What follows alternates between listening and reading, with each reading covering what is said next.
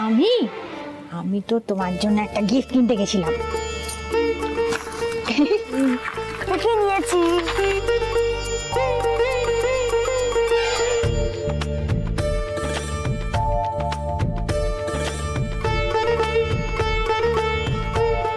কি ব্যাপারটা কি? এতক্ষণে সময় হলো তোমার বাড়ি আসার?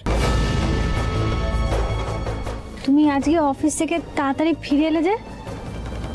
আমি ব্যাঙ্গালোর যাব, সন্ধ্যাবেলা ফ্লাইট। আমি একটা কথা জিজ্ঞেস করলাম, শুনতে পেলে না? উত্তর দেওয়ার প্রয়োজন মনে করো না তুমি?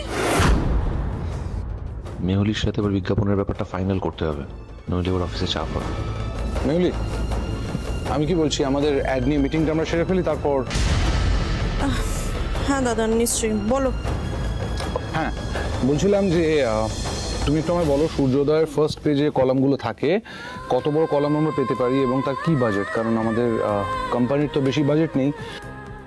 ও চাকরি করে বলেই ও ছোটর সঙ্গে অফিসে সব কথা বলছে।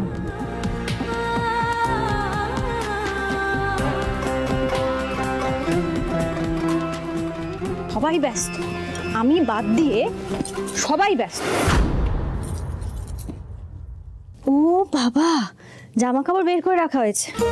তাই আমি ভাবলাম একটু শান্তি করে আজকে সারাদিন কি হয়েছে সেটা বলবো। একটা চাকরি পেয়েছি না, এই কথা শোনার তো কারো কাছে সময় নেই। এক্ষুনি আসবেন উনি, বলবেন আলো রেডি করে দাও, সব কিছু রেডি করে দাও, আমাকে তো বেরোতে হবে, তাই না? বেরোতে হবে, আমার কাছে সময় নেই। আমাকে সব দেখতে হবে, আমাকে সব করতে হবে। সবার কাছে শুধু সময় নেই, সময় নেই আর সময় নেই। আমার সত্যিই সময় নেই গো। তুমি সুটকেসটা গুছিয়ে দিয়েছো, খুব ভালো। 1 ঘন্টার মধ্যে এয়ারপোর্ট যেতে হবে, তার আগে একটা ইম্পর্টেন্ট মেল করতে হবে, মেলটা না করলে সমস্যা হয়ে যাবে।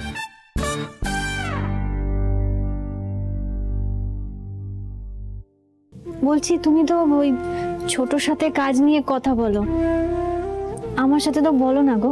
এই আবার কি কথা? তুমি কি মেহুলির মতো অত কিছু জানো? তুমি কি বুঝবে সব ব্যাপারে?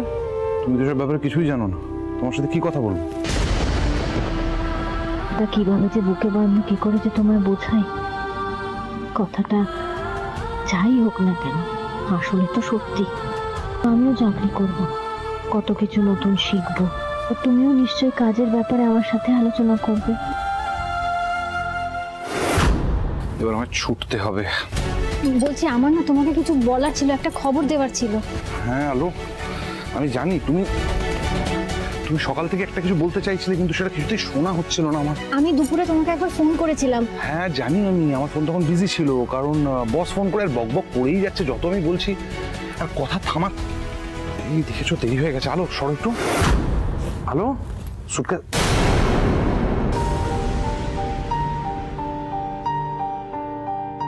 এই আলো, আই এম রিয়েলি সরি, আমি একদম সময় দিতে পারছি না। এই কটা দিন খুব ব্যস্ততার মধ্যে কাটছে, আমার সত্যি লেট হয়ে গেছে। আমি একটা কাজ করি, আমি এয়ারপোর্টে পৌঁছোই, সিকিউরিটি চেক ইন হয়ে যাবে, তারপর ফোন করে কথাগুলো শুনবো, মন দিয়ে তখন শুনতে পারবো, সময় পাবো না কি? যাই, আমি যাই, আমার লেট হয়ে গেছে, যাই। তুমি সাবধানে যেও, কেমন? Thank you. জীবনের এত বড় একটা খবর, আর আমার জীবনের সব থেকে কাছের মানুষটাকে জানাতে পারলাম না।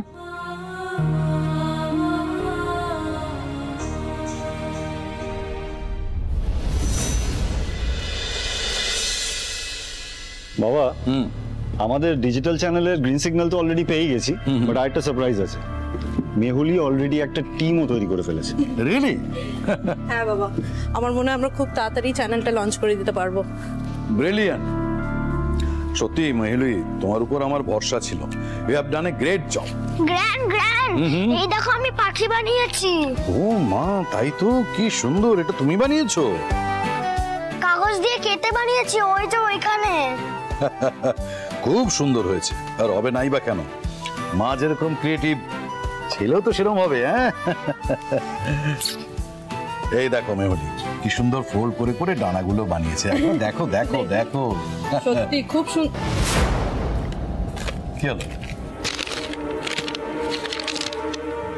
কি এই কাগজগুলো কোথা থেকে পেয়েছো তুমি? কি মানে কাগজ? কি হলো? মাই গড,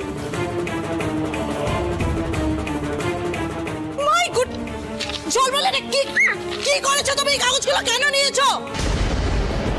বারে আমি যদি ওই কাগজটা না নিতাম তাহলে আমি পাখির দানাটা কি করে বানাতাম? ওই জন্যই তো আমাদের ঘরে যে ফাইলটা ছিল ওইখান দিয়ে নিয়ে এলাম। ঝলমল! মেহুলি, ছোট বৌমা, মাথা খারাপ হয়ে গেছে তোমার? মেহুলি, ও তো একটা বাচ্চা ছেলে, আর তাছাড়া কি এমন কাগজ ছিল তুমি এত রিয়াক্ট করছো কেন? বাবা বাবা ওটা আমাদের ডিজিটাল চ্যানেলে যে ভিডিওগুলো হবে তার স্ক্রিপ্টটা ছিল, আমি বাড়িতে এনেছিলাম চেক করবো বলে। ঝলমল তুমি কি করলে? এটা কেন করলে?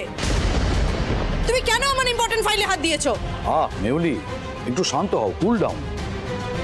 দরকার পড়লে আবার লেখাগুলো আনিয়ে নাও। বাবা সেটা আমি আনিয়ে নিতেই পারি, সেটা পয়েন্ট নয়। কথা হচ্ছে আমার ছেলে কেন এতটা কেয়ারলেস হবে যে দরকারি অদরকারি পার্থক্যটা বুঝবে না। এক সেকেন্ড, তোমার কাছে তো এই অরিগামি সেট ছিল না? আর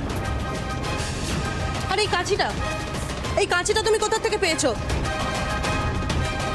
ফের আলো রানীরে লইয়া আবার একটা অশান্তি শুরু হইব। ঝলমল শুধু মুধু কেন না, একটা কথা জিজ্ঞেস করছি, কার থেকে পেয়েছো এটা? কোন বন্ধু থেকে নিয়েছো? আমি খারাপ গাল থেকে নিইনি বাবা, আলুমা আমাকে দিয়েছে।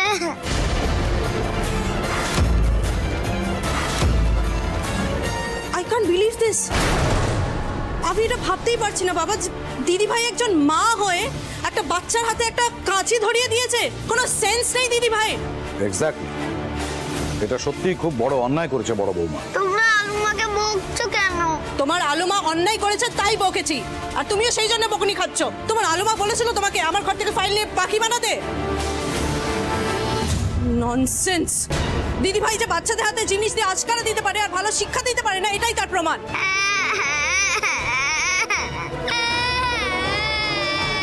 ঝলমল চুপ করো, বিরক্ত লাগছে। ঝলমল,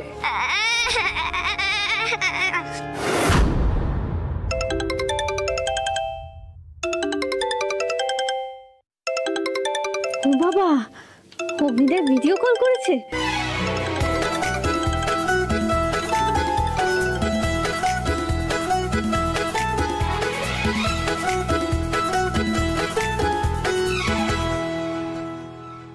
বলছি তুমি পৌঁছে গেছো?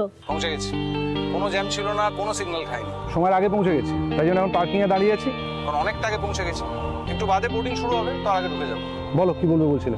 হ্যাঁ বলবো তো, মানে একটু গুছিয়ে বলতে হবে তো। বলো কি বলবে, এরকম করছো কেন? আরে দূর, একটু মানে গুছিয়ে নি না, তারপর বলবো। আমার কি ইচ্ছে করছে জানো? কি? আমার হাত দুটোর জায়গায় এখন ফ্লাইটের ডানা হয়ে যাক আর আমি উড়ে আমার বউয়ের কাছে পৌঁছে যাই। তোর এরকম কেউ বলে, মানে